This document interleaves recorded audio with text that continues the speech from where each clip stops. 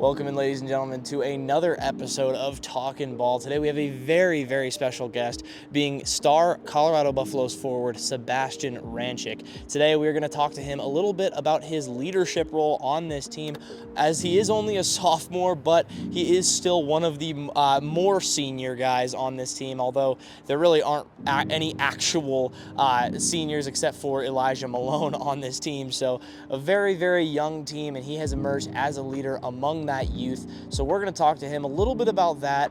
Also going to talk to him about his game against Eastern Washington, where he recorded 24 points, and how that's sort of a full circle moment for his career as he made his college debut against Eastern Washington last year. So we're going to talk to him a little bit about how far he has come in a year. And then, of course, Colorado's upcoming game against Providence and how he is feeling about that game, what he has seen on film, and how Colorado is preparing for that matchup with their Big East opponent at the CU Event Center on Friday. So without further ado, let's head over to that CU Event Center. All right, well, I'm going to just get it started with, Providence coming up. What have you guys seen on film from them during the week? They have a good team. They're very athletic. They're very good in transition. They look to exploit that. And heavy one-on-one team, and just a physical team that has a good amount of talent. Well, and then their star forward, I'm gonna have to make sure I say this correctly. Aaron Munze, he hasn't missed a shot this year, and he's also averaging 9 rebounds per game. That is a key matchup in this game. I know that rebounding has been something this team has focused on. What have you seen from him if you've looked at him closely in film this week?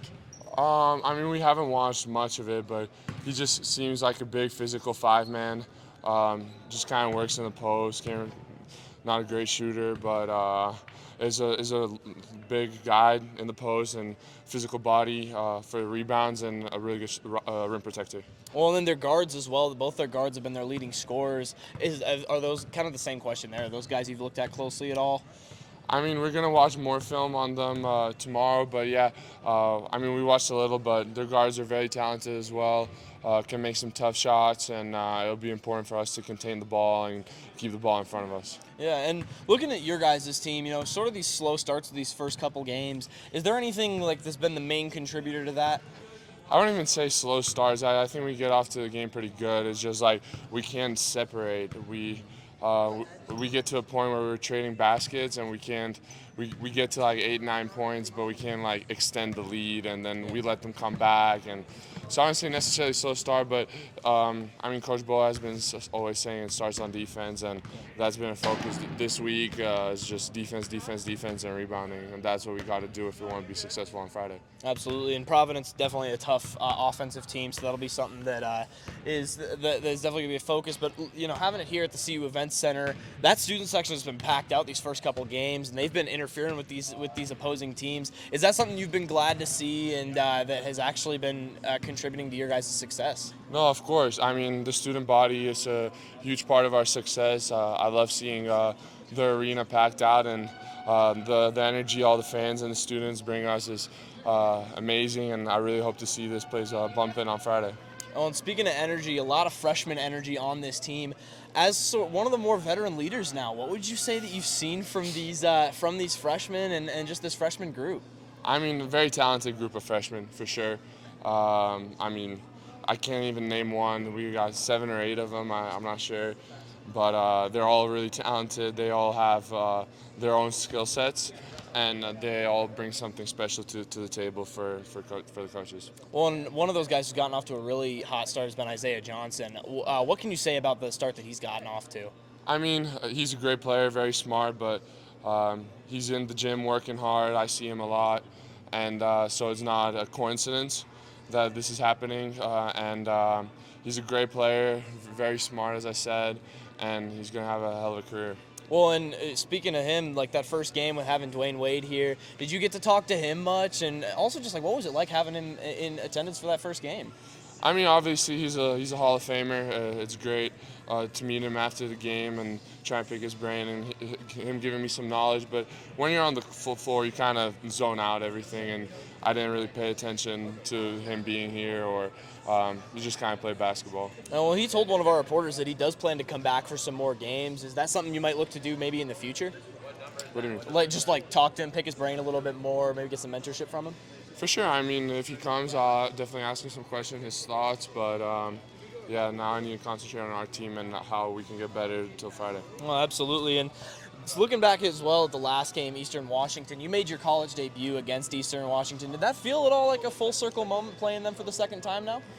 A little bit, but not much. I mean, I'm a way different player than I was a year ago, and all I'm worried about is how I can win the day. And in that moment, it was how I can help my team win that certain game.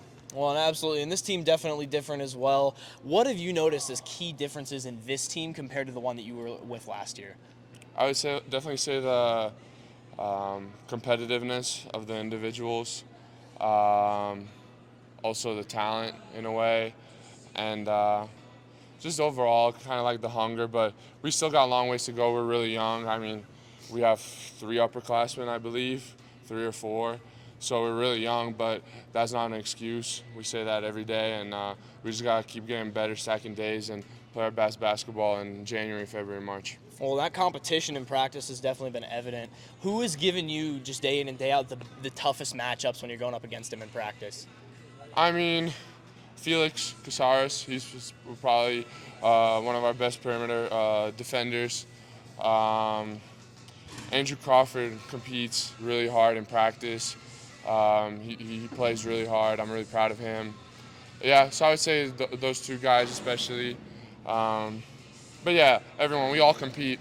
We all try to push each other better, as you guys say, iron sharpens iron. Yeah, Absolutely. So Well, yeah. yeah. Well, one of the guys that I've noticed at least stepping up in practice this year has been Elijah Malone, and he was a bit quieter last year, but this year he's really become that vocal leader.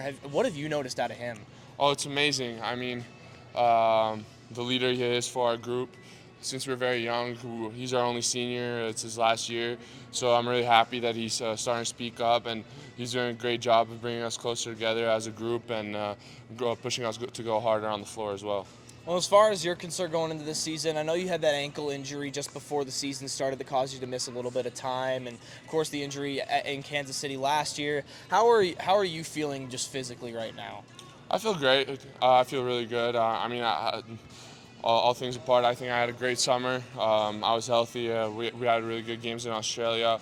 The ankle injury was a little setback, but I know the work I put in during the summer, and at the end of the day, I'm going to fall back on that. Well, now having dealt with a couple injuries like that now in your college career, has that taught you anything sort of about how to pick yourself back up and get back at it after suffering injuries like that? Yeah, I mean, I still consider the knee the only I mean, it's not even a big injury. It was only like a sprained MCL, but it took me out for like 2 months, and the ankle's fine. I mean, every single person has an ankle sprain at some point in his career. So you just gotta stay confident. What it has taught me is just how important is the recovery process and just doing everything you can every day to get your body ready for tomorrow. Well, speaking of learning, Coach Tad has been especially vocal in practice the last couple of weeks. How do you think that this team has responded and learned from what he's been trying to apply to you guys?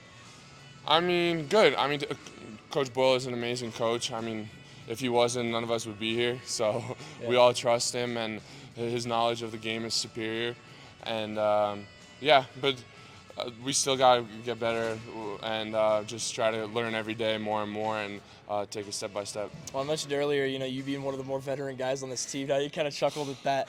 Is that something you feel like you're a role you're ready to step into just yet? Yeah, definitely. I'm 19, but I've been here for a year, and I know what Coach Bull expects from his players, and that was one of the reasons I also came back, is because Coach Bull wanted to give me that opportunity. I'm really grateful to him, and I'm excited to be, hopefully, that someone this group looks up to. And speaking of, a guy that's sort of been a veteran leader next to you is Got Dak, and just yesterday, I believe it was, he was getting featured on the ESPN Instagram account, and they're talking about him over there. How does it feel to see him getting that sort of national attention? I mean, it's great. I mean, BD's an amazing player.